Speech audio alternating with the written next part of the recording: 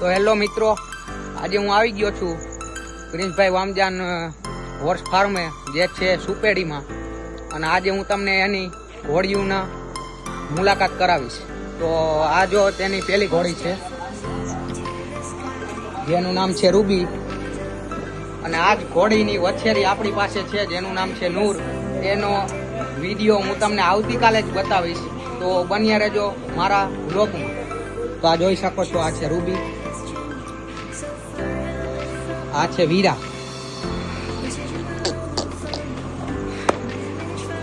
આ ઘોડીનું નામ છે વીરા.